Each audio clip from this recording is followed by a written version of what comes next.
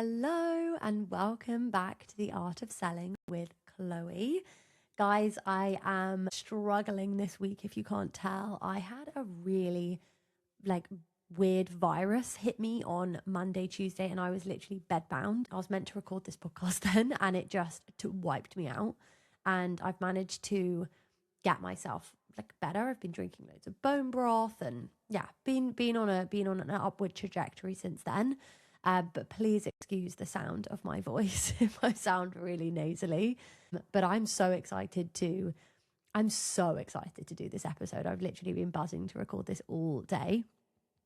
I'm incredibly passionate about this. I know this is something that holds so many of us back. So many of my clients say this to me. So many of my friends have said this to me. This is the topic that I truly believe is probably one of the biggest things that holds us back from doing anything in our life, let alone selling. And today we're going to be talking about how to stop caring about what other people think, or at least learning the steps and the methods that I try and embody in my own life to really help me try and stop caring about what other people think. It's emotion that's going to live with us. I think it's been with us for thousands and thousands of years. We always worry about other people, but it's always held us back from doing certain things, and that's such a shame. And we're going to be talking about that. We're going to be diving into it today, and I'm so excited. So I want to start with a quote, because this quote is so amazing. It was attributed to Aristotle,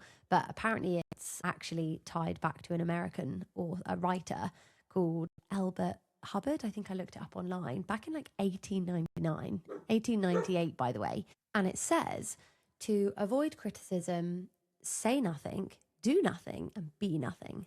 And actually, what I find so fascinating about that was that was over 100 years ago. And even then, people were talking about this, about how the fear of what other people think is stopping us from doing anything at all, and how we are 100 years later still dealing with exactly the same thing. Because that's what it really means, isn't it? It's what, if you want to avoid criticism, if you want to avoid judgment, if you want to make sure that nobody ever says anything bad about you, then don't do anything. Don't say anything. Don't be anything. Stay really, really small, stay quiet, and stay safe. And what a boring, unfulfilling, heartbreaking life that would be. So what a boring life. It's just not going to happen. No matter what you do, someone is always going to have an opinion of it. So you almost need to just learn how to shake off that feeling of worrying about what other people think. And don't worry, we're going to get into the actual fundamentals of how to overcome that feeling. But isn't that crazy? Realistically, to avoid ever having anyone judge you, just don't do anything. But realistically, that's not a life that you don't want to live that life. I'm guessing that's why you're here. You're not going to want to live a non-existent life. That's just pointless.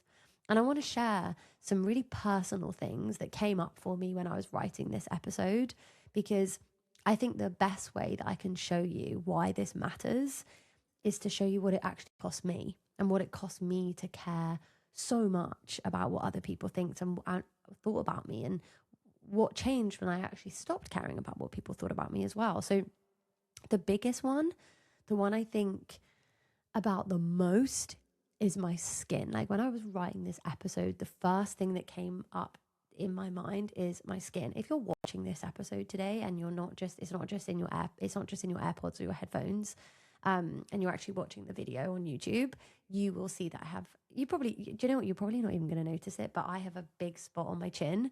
Hormonal, I'm guessing. And I was like, maybe I should record the podcast without a video.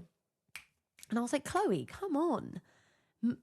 I'm guessing most of these, hopefully all these people aren't listening to this podcast are women, because that's who I speak to. But, ultimately, why do I care?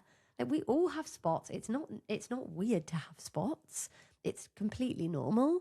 And I used to have really bad acne for years. I talk about this a lot on my Instagram, and I know a lot of people have acne and managed to get on with their lives with it. But for me, at the time, it was absolutely debilitating.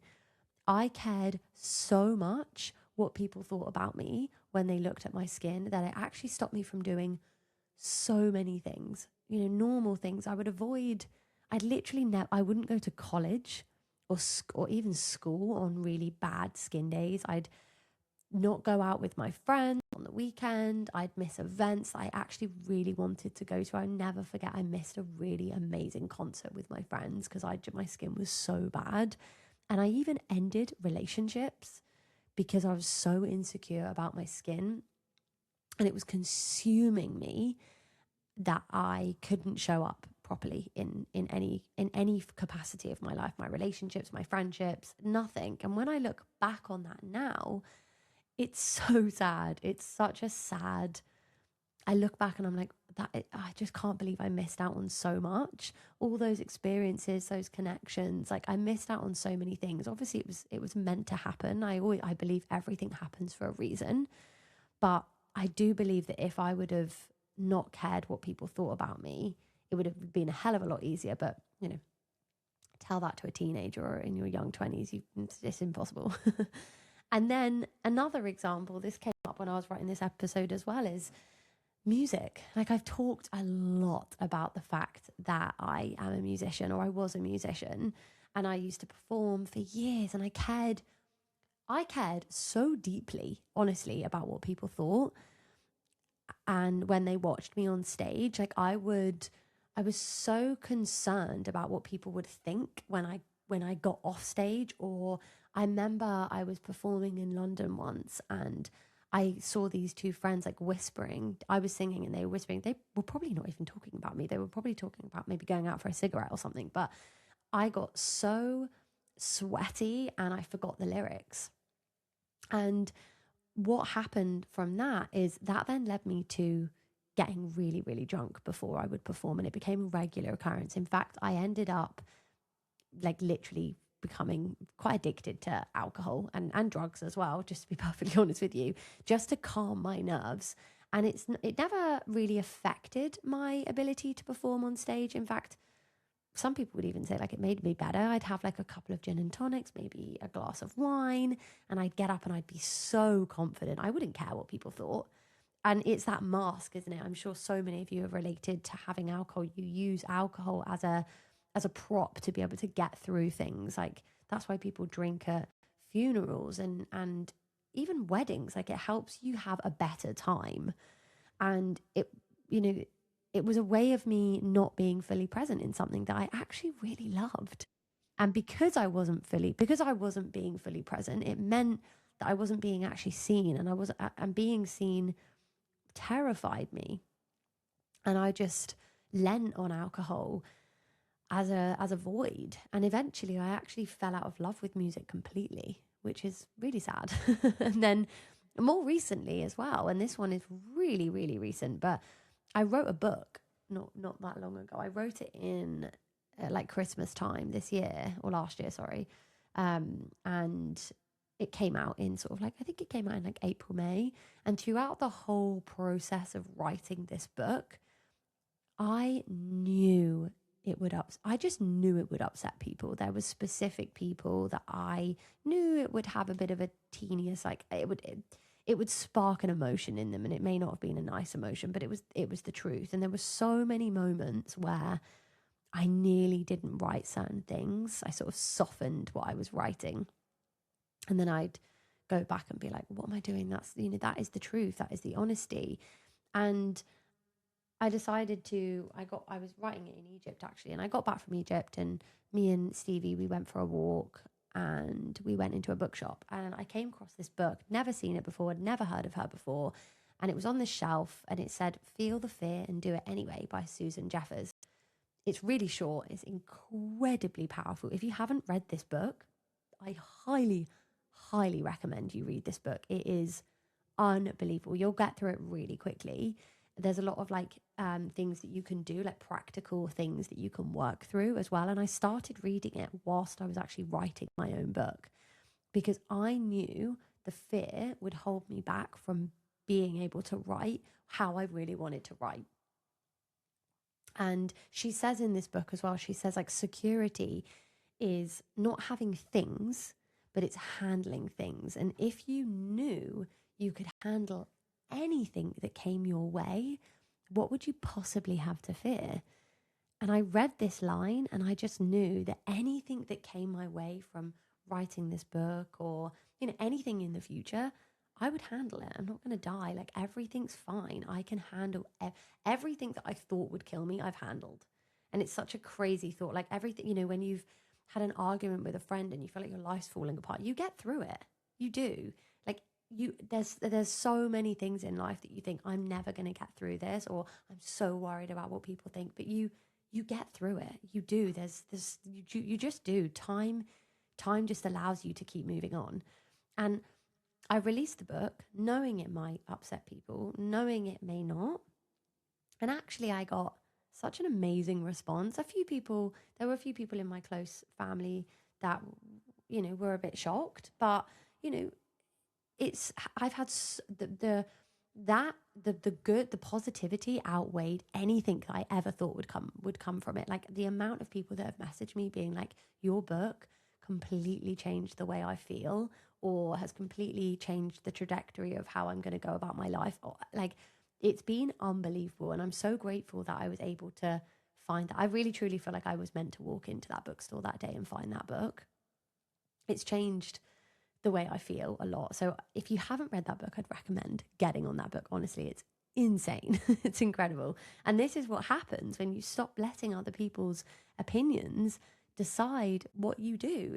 It's an absolute game changer. So welcome to the Art of Selling. I am Chloe, and this show exists for one reason: to change the way that we as women sell. So if you're a woman who's ready to get dangerously good at sales without losing yourself in the process, you are absolutely in the right place. I created this podcast for it to be a really safe space for women to be able to listen to someone who's actually works in sales, is in it all the time, and has been able to build a career around not just selling, but also I've got my own agency, I've got my own coaching program. Like, I love working with people, and I've never ever needed to push anyone to make a decision, because I truly believe that when you're selling from integrity and you're selling from something that you love and you believe in, it's not selling, you're serving. And it's such a lovely way to flip that narrative. So why do we care so much? Why do we care so much about what people think? Because it's not a weakness. It's not a character flaw. There's actually a really understandable reason why the opinion of other people carries so much weight for most of us. And do you know Mel Robbins? I love Mel Robbins. I've been listening to her a lot recently. She talks about this really well. And it's something that has genuinely changed how I think about it. And she says, she always says, like, you're looking in the wrong mirror when you look for your worth in other people's approval.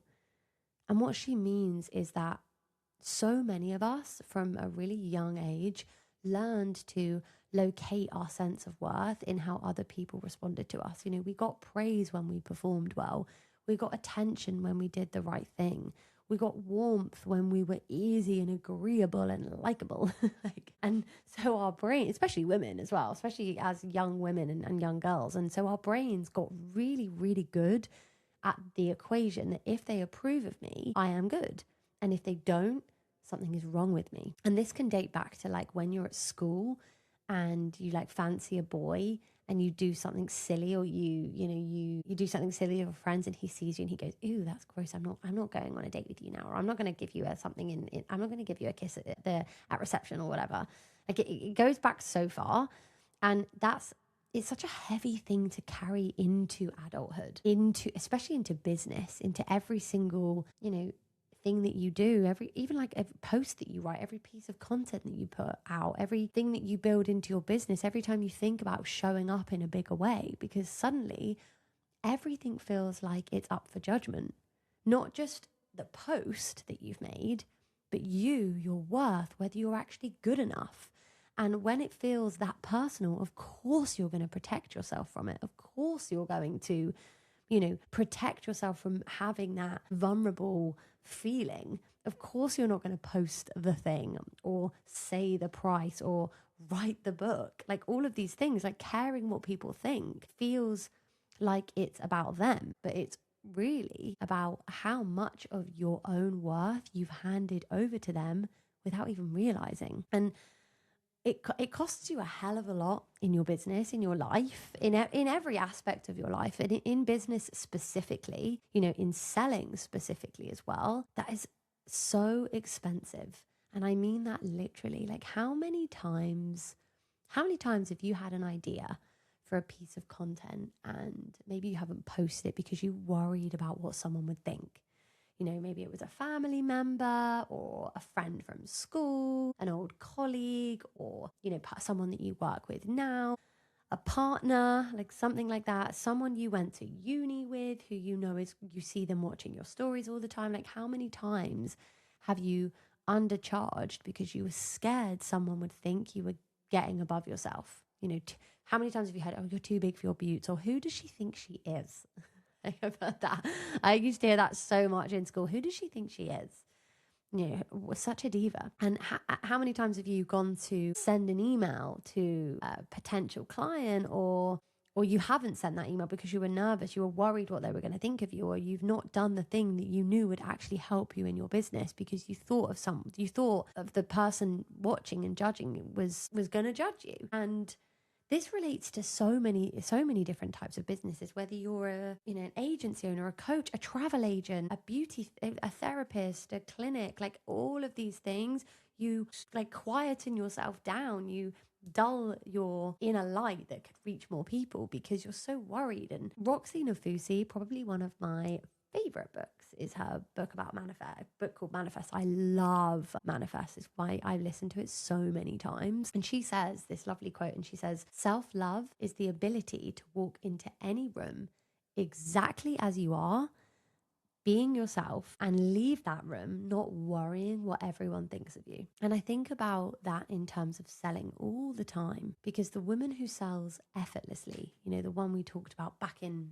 I think it was episode 3, she walks into every sales call, every piece of content, every conversation around money as herself. She doesn't perform a safer version of herself. She doesn't shrink. She doesn't post the watered down caption instead of the honest one.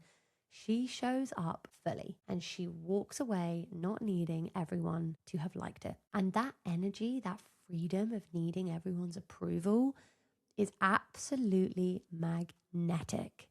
People can feel when you're performing for them versus when you're just being yourself. And when they buy from, and then they buy from the second one every single time. The most powerful thing you can do for your sales is to stop needing everyone to like you. And this is another example of this, is like, so I coach inside quite a few different coaching group coaching programs. So one of them is I coach inside a guy called Charlie Morgan's program. I do like organic content and sales for them, and also for Susie Crawford's program, if you've heard of that before. I'm a coach inside there, and quite often in the coaching calls, even recently, there's been a real like topic of being scared to do certain things, scared to post, or I'm scared to get on a sales call. I've heard this quite a lot recently. I'm really scared. I'm really nervous. And I always sit there and I'm like, tell me what you're nervous about. What is it that you're really nervous about? Like, deep down, what do you feel like is really scaring you about this? And they're always like, oh, what if they say no? What if they think I'm weird? It's never about the offer. It's always about them. It's always like, what if they don't like me, or what if I mess up? It's crazy. And I'm listening and I'm like, what? This is mad. Because your job is to qualify them. Nerves, the reason that nervousness becomes far less when you become the interviewer. You are interviewing them to find out if they are a fit for you, not the other way around. And when you go into, going into client calls, going into potential client calls, going into face-to-face potential, you're going, maybe you meet someone in a cafe or whatever, or you're on a sales call, whatever it is. Your job is to work out if they're the right fit for you. You need to work out if you actually even like them. That is the whole point of a discovery call, of a sales call. Ultimately, if you flip the narrative of, oh, they're interviewing me, and if you keep that narrative of, oh, they're interviewing me, you're going to feel nervous, obviously, because going into an interview feels nerve-wracking. But if you flip that narrative to, I'm interviewing you to find out if you're a good fit for me, that is such a powerful way to sell from than the other way around, because it puts you in this position where you're in charge. It's your job to work out if they are the right fit for you. If they're not, that's okay. If they are, perfect. Here's the offer. Let me know if this feels right for you. That allows you to sit in such a comfortable way and such a powerful way. And it's far more easier to sell from that than it is to think, oh my God, they're interviewing me. And you get this nervous feeling. So who is actually watching? And I want to give you a little reality check here, because I think it really, really helps. When you imagine the people judging you, who are you actually imagining? Be honest. Is it someone who is out there building something, growing something, doing the work, showing up every day in their own business or in their own life? Your ideal client are busy, they're doing their thing. Or is it someone who is watching from the sidelines and not doing it themselves, or they're lazy, or they're just judgmental people? Because the people who are genuinely busy building something are not sitting there picking apart your captions or judging your price or thinking about what you're doing. They're too busy. They're working on themselves. They're so busy on themselves. They're in it. And the judgment that you're so afraid of mostly comes from people who aren't doing the thing that you even want to work with. They're not your ideal client.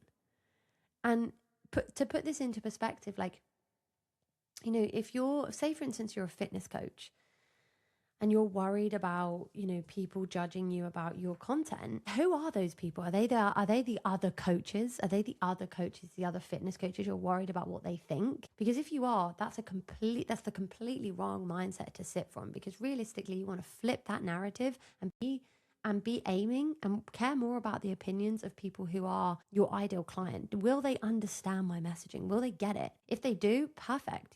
You don't need to worry about anyone else. Isn't that interesting? Isn't that such an interesting take? Because you're making yourself smaller, holding yourself back to protect yourself from the opinion of someone who isn't even someone you want in your life or your business. And Brene Brown is a really good example of this as well.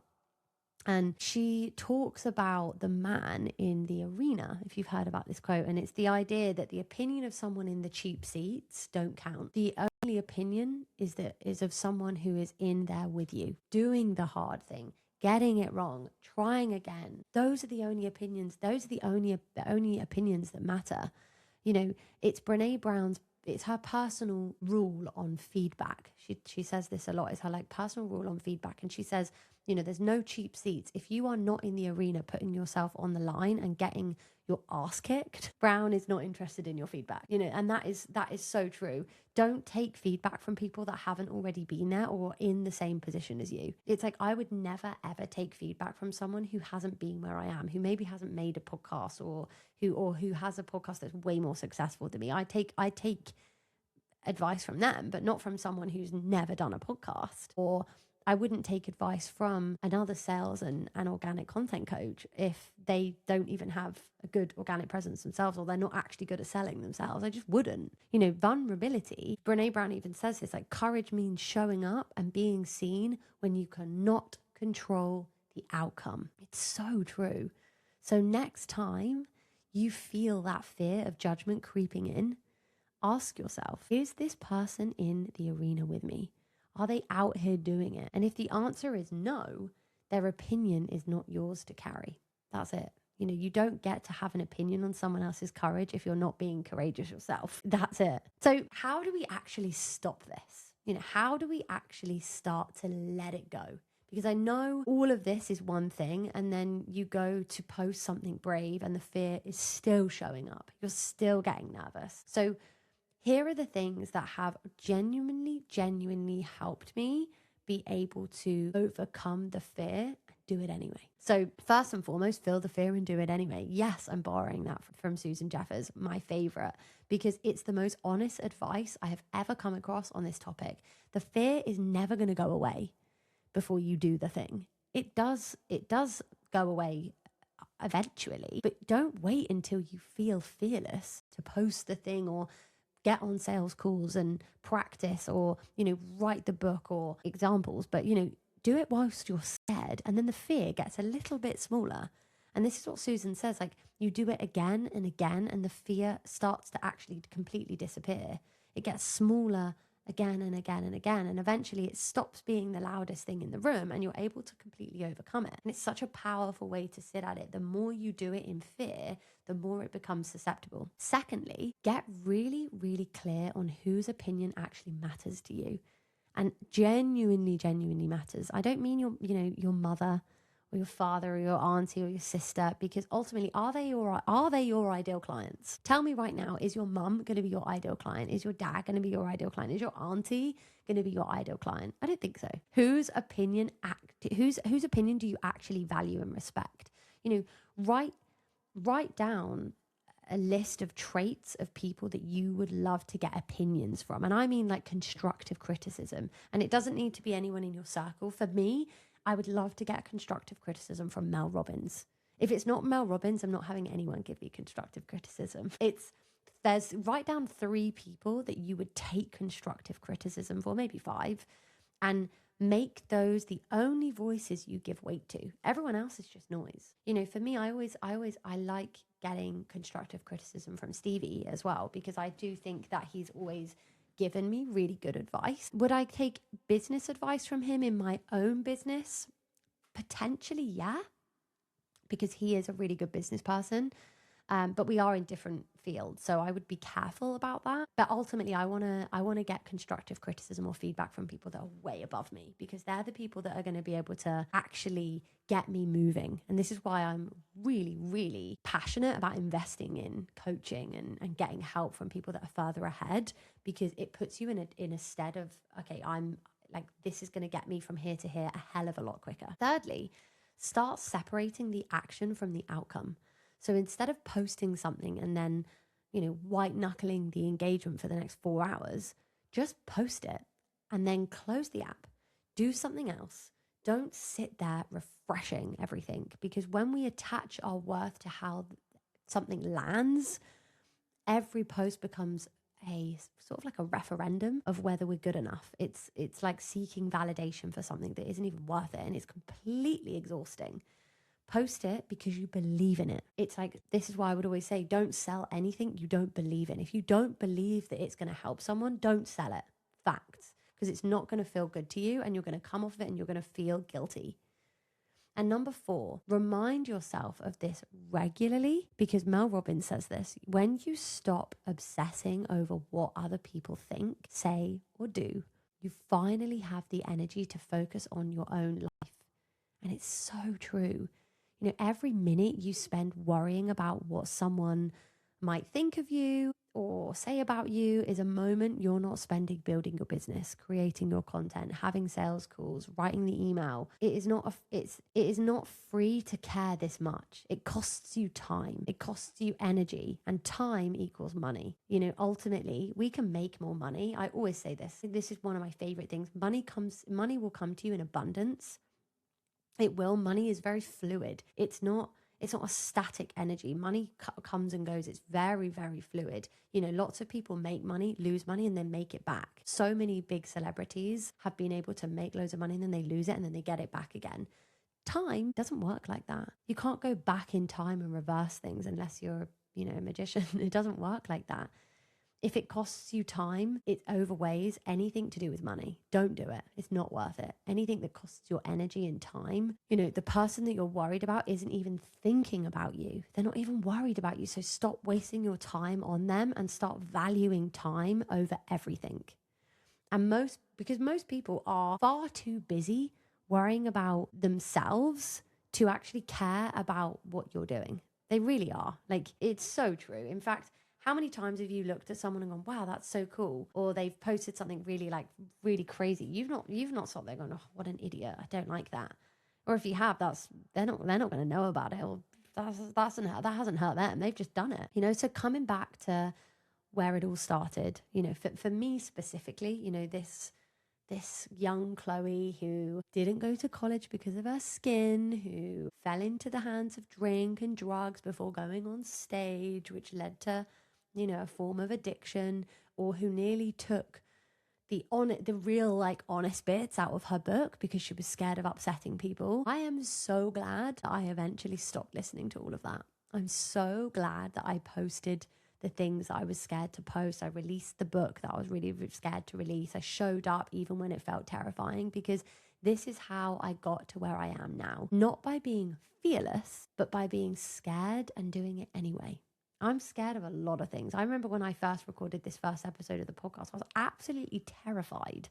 If you can tell, if you listen to the first episode versus this one, it is a different vibe. I'm never going to get rid of it because I think I can always lean onto it and go, wow, that was so different. And I know this podcast is going to change as we go through it and as I start to get more inspiration. But yeah, looking back, the first episode was so different to how it is now. And if there's anything that you have been holding back from doing because of what someone might think, I really, really want you to hear this today. The thing that you are scared to do is almost certainly the exact thing that is going to move you forward. And the people that you're so worried about, most of them aren't even watching anyway.